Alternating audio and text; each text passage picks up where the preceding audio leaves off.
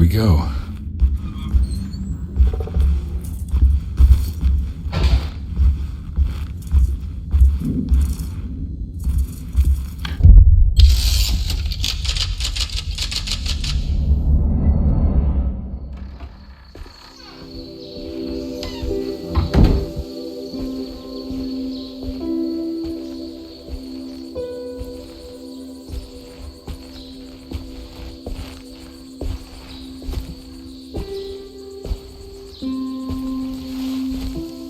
I'm glad to see you made it. I had my doubts, but the hope you instilled has yet abandoned me. I guess this must be Tarawea. Who are you? My name is Juan Luis Jorge, and this is indeed the convent of Tarawea. You'll have to excuse me, but Jeremy never got your name. The name's Edward Carnby. I'm a private investigator. You're not a patient, are you? No. I'm the author of a book that Jeremy once found important. How does that work? Are you part of this memory as well? Is this even a memory? I think calling me a manifestation of Jeremy's subconscious would be more correct. And so is the convent of Tarawea. I'm a man Jeremy has never met, and we are in a place that he has never been. Okay. So are you here to guide me or something? I have no more purpose than you do. I simply am. I will happily help you, of course, if I'm able. If you are already somehow part of Jeremy, why did he want to come here? Isn't he sort of here already? Jeremy wanted to come here because it's a representation of his mind at peace. When Dr. Gray asks him to find his focus during his sessions, this far-flung convent is what Jeremy imagines. He is under the impression that if he could physically come here, he would reach a perfect equanimity, a spiritual apotheosis. You don't think it would work? Jeremy subconsciously knows it's just wishful thinking. He can't come here. Despite the pathways opened by the Darkman between Derceto and Jeremy's psyche, it's simply not possible. But I'm here. Indeed. It's a shame it's just another place for you, detective. Otherwise, you could have become a Buddha. Always a bridesmaid, never a blushing bride. Am I right? Yes, I suppose so. You'll have to chase enlightenment elsewhere. So what's the next best thing? What can I do here? You should seek out the convent library and try to find the truth about Jeremy's relationship with the Darkman. It's the sort of knowledge he represses and is unable to reflect on. Will it tell me how to break the pact? Perhaps. At least you'll have something to confront Jeremy with. Wait, why can't you just tell me? I don't know such things. You'd be better off consulting the texts of Dr. Freud if you want such answers. No thanks, I hate shrinks. There is another thing you should know about the library. He is here as well. The Darkman has been working his way through the text for a long time. He's here? How am I supposed to get past him? Be careful, detective. Oh, jeez, just perfect.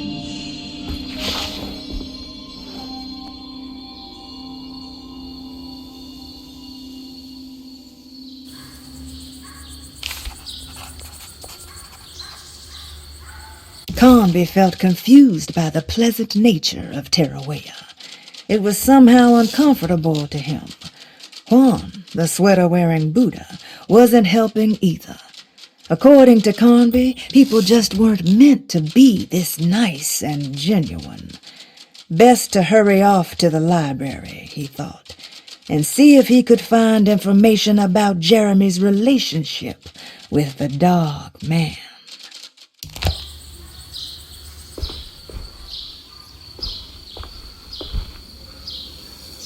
You have any advice on how to deal with the Darkman?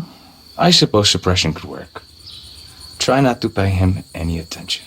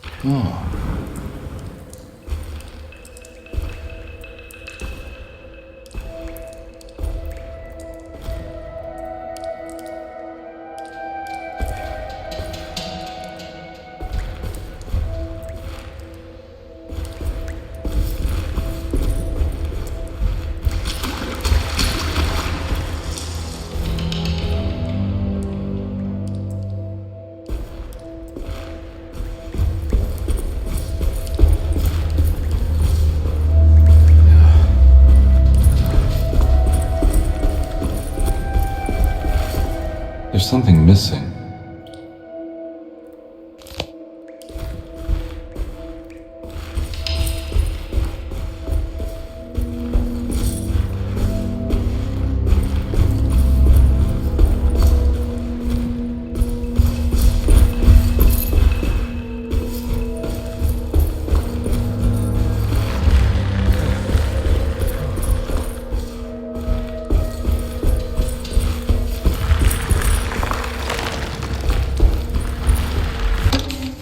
The great library was endless, beautiful, and terrible. An Akashic record for the universe inside the mind of Jeremy Hartwood, now corrupted by a story forced upon him, told by a maniacal liar, an evil conjured by science and secrecy. I will suspend a room and lock away the foundation of his character. Its key will be left to the librarian, the only thing invisible to the prowler.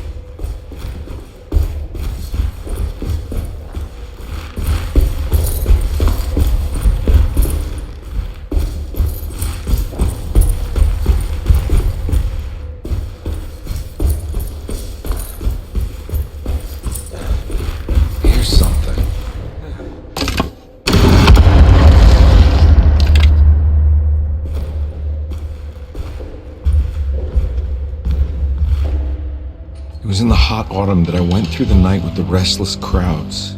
He was a kind of itinerant showman who held forth in public halls and aroused widespread fear.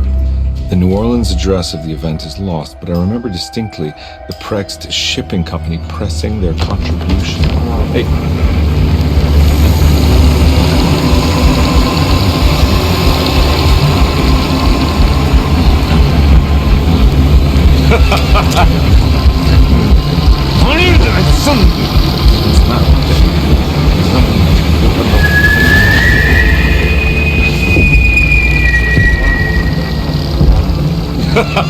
Detective! What?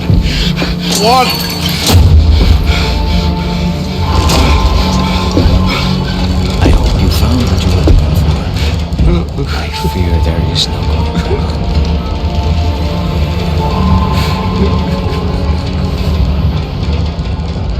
I was so close. There must be something I can work with. Come on, Carnby, think. Think! The shipping company. Prext. Right. Good luck, detective.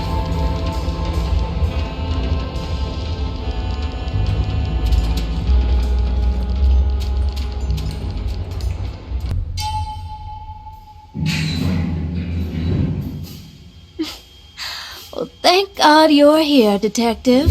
Sitting all alone in a place like this? I'd never live it down if the papers got wind of it. Hey. Ruth, right? Oh, don't pretend you don't know. I'm sure you have a whole file on me by now, Detective.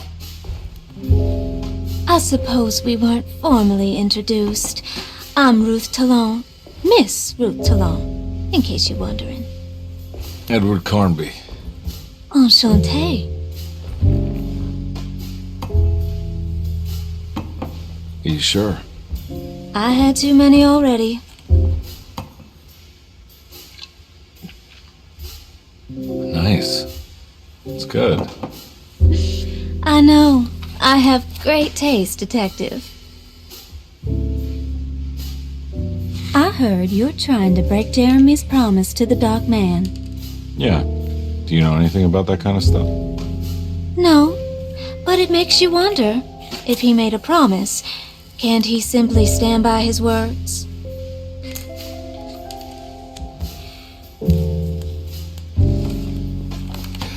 Look, I'm just trying to get Jeremy out of a bad deal, so he'll come back with us to New Orleans. Well, if all fails. What are you doing? It's a sign of submission to the Dark Man. I saw it in a dream once. What?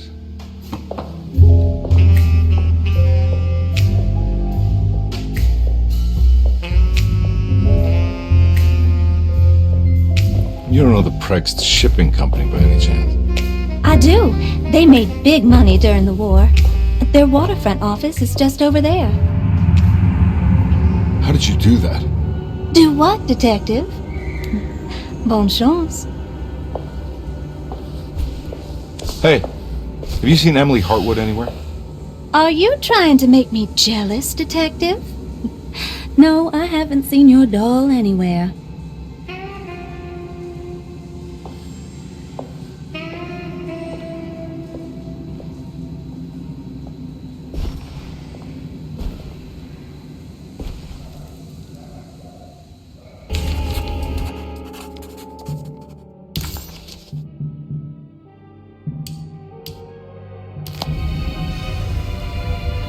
Vexed Shipping Company.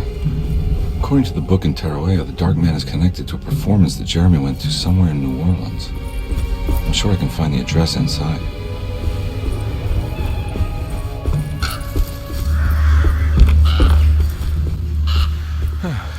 It's locked from the other side.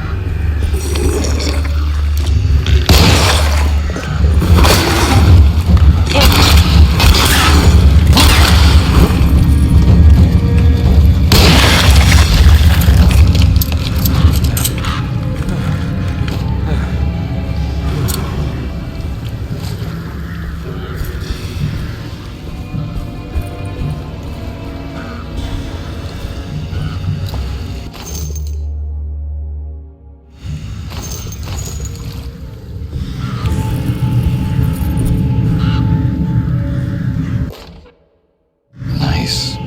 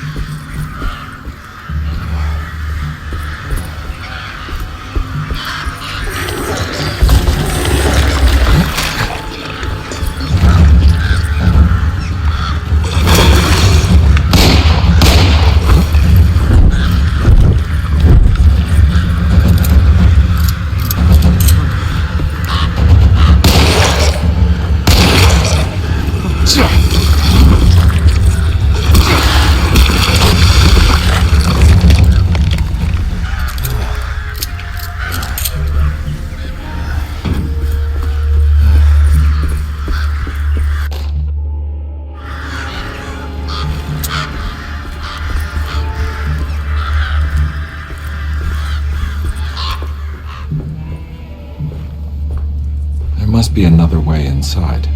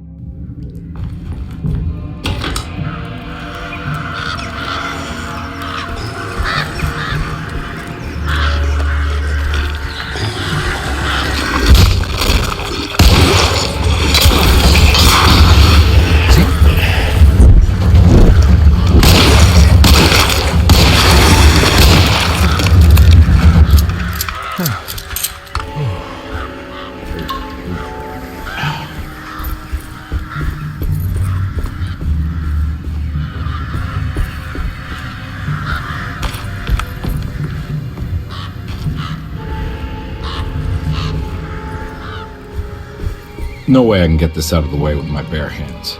But if I get that crane going, that should do it.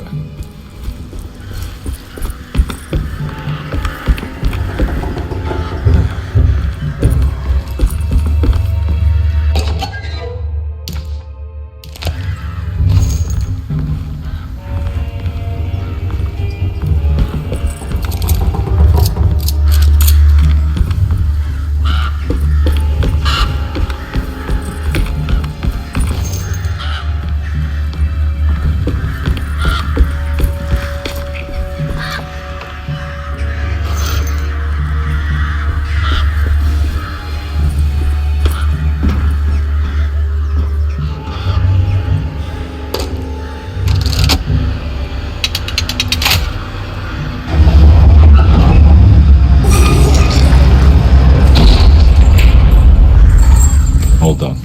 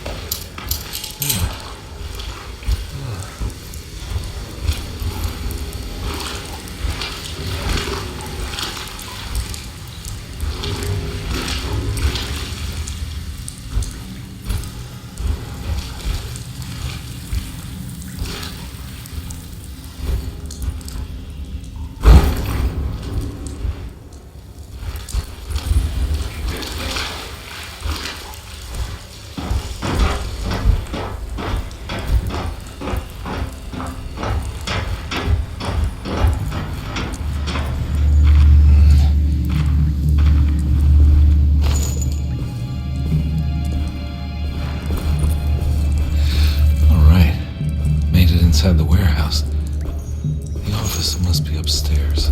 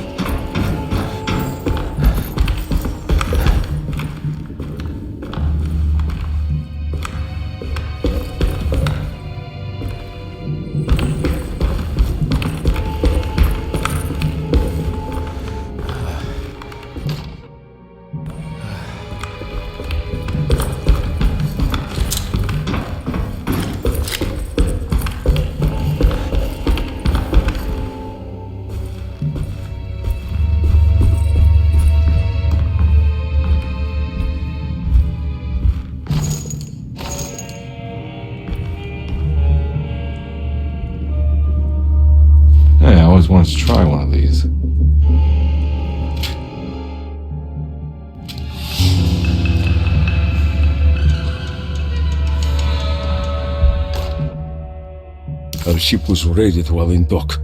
All of his things were recovered, but blood was shed. Several men were carried into the Mississippi River and drowned by ones who live in the deep. All items have now been signed and delivered. Now best keep the papers safe. What is left? Later is right, and hell is back again.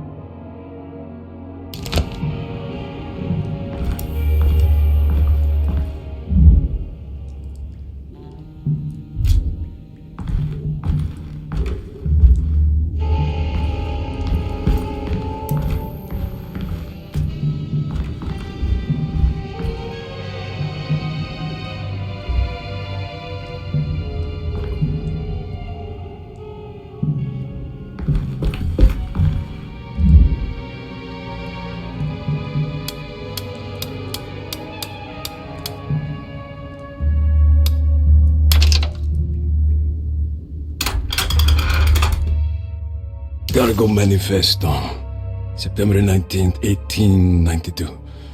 Breck Shipping Company delivered 4 steamer trunks, 1 Egyptian sarcophagus, and a large wooden crate belonging to the showman called the Black Pharaoh, performing at 18th Street.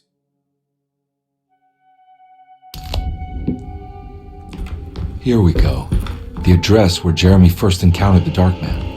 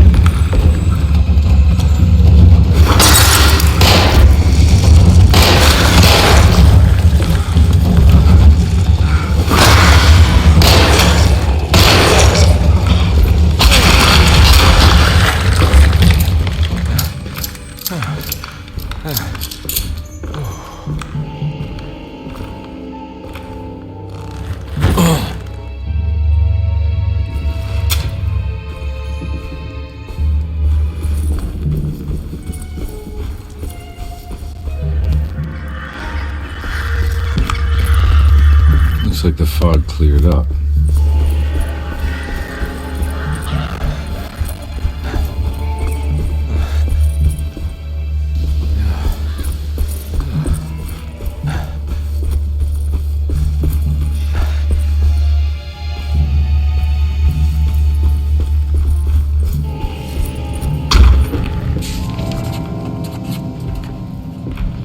The address of the event where Jeremy first met the Darkman surprised Carnby.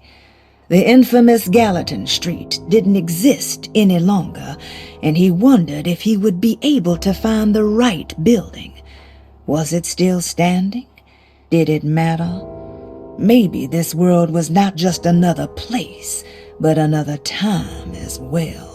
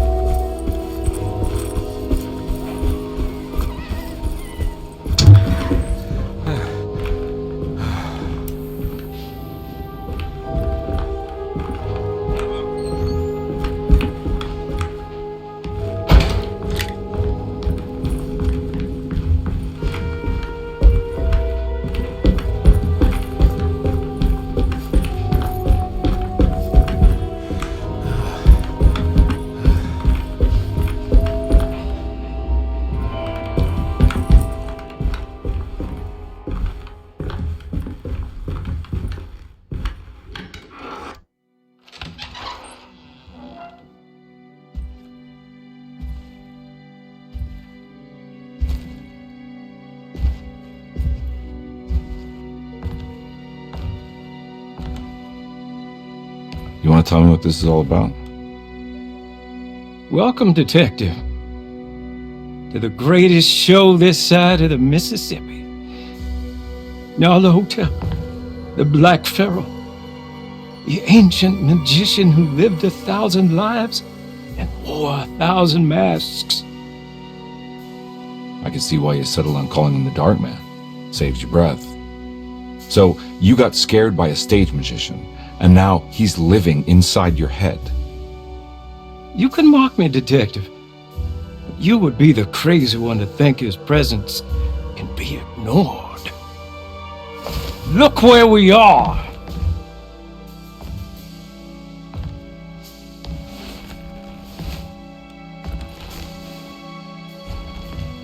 We didn't get to finish our last conversation, did we? You were about to tell me how to break the contract with the Darkman. No, we can't. We were turning loose on the world. So many innocent would die. But there is a way to break out of the deal. There is. You offered me a way out. Steps to take. What are they? You'll never find them. They're forever entombed in his sunken desert temple. Jeremy, I'm not your enemy. Tell me where to go. How do I find the temple? No, we can't. I have to make this sacrifice. God damn it, Jeremy. I'm gonna save you. Don't worry.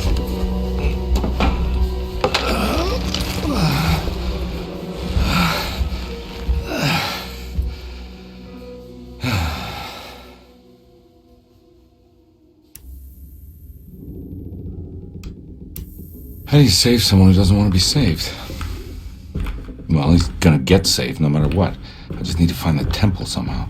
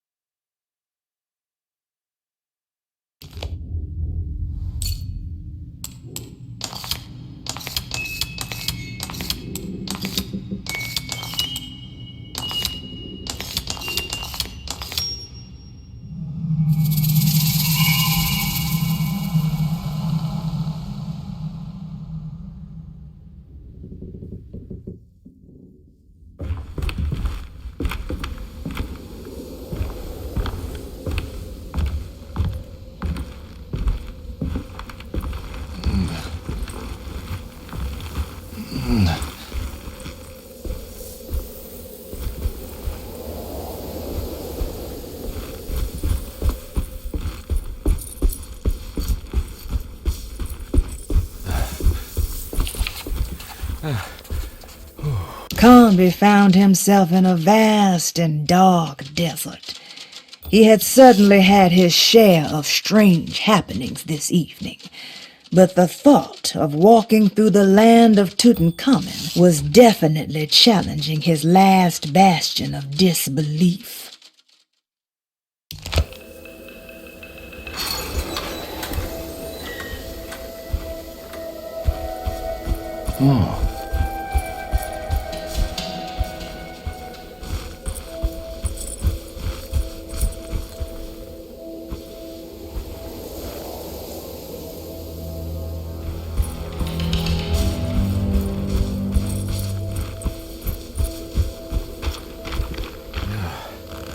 A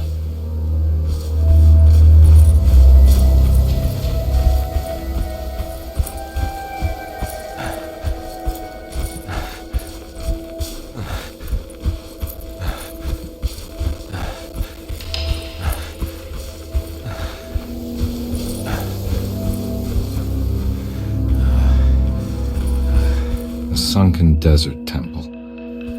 I better get down there.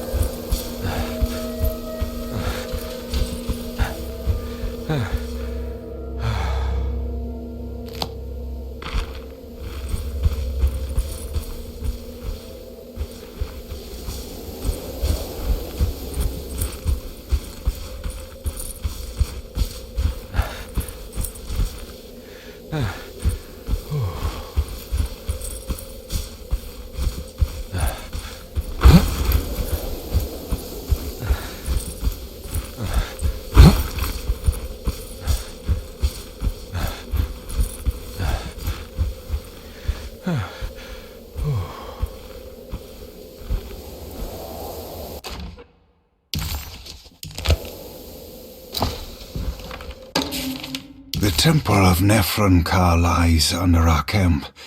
Despite all efforts, that unholy site did not collapse, but sink beneath the sand. The pharaoh is long dead, his name meticulously stricken from all ancient writing. But that stage meant for blood and terror remains. The temple is said to be lightless, built to harbor all the haunters of the dark found in the very depths of our universe. Calling on the gods meant creating a bridge between our world and theirs. The terrible Aldebaran of Taurus, the Black Sun, was seen as the most important star in the night sky, because according to the Kitab al-Azif, it was said to be the home of that crawling chaos known as Nyarlathotep. Through ancient mechanisms, it was said that the priests could open shafts channeling the light emitted by that strange stone called the Shining Trapezohedron. Several streams pooled together above the statue of that dark man would then be sent through space towards the Black Sun, a message to the gods. The gifts bestowed on the sender are completely undocumented, but often assumed to involve dark blood pacts, where souls are traded for malicious miracles.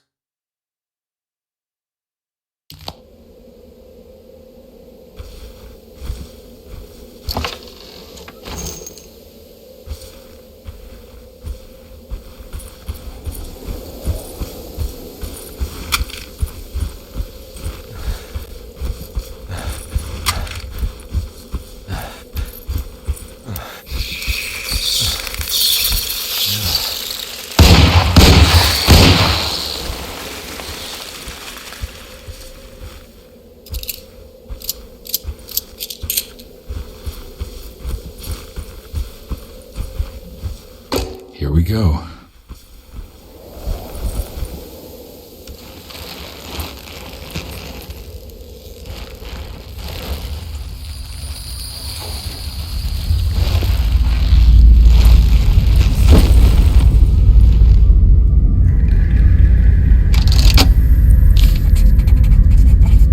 The Dark Man's temple was buried beneath the sand, a cursed and dark place. Every step felt ill-considered. Carnby needed to find the contract that Jeremy signed with the Dark Man and get the hell out of here before he went completely mad. It's the star constellation from one of Jeremy's books, the Taurus. And one star's clearly bigger. Must be important. I got a feeling this is it. This is where the contract is hidden. But how do I get to it?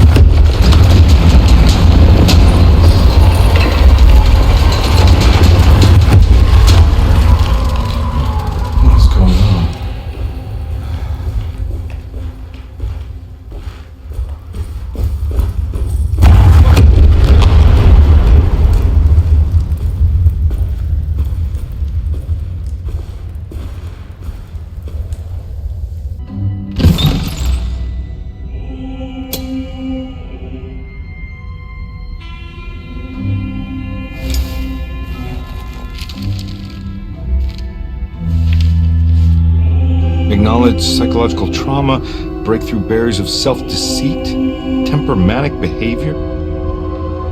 These are the dark man's tools.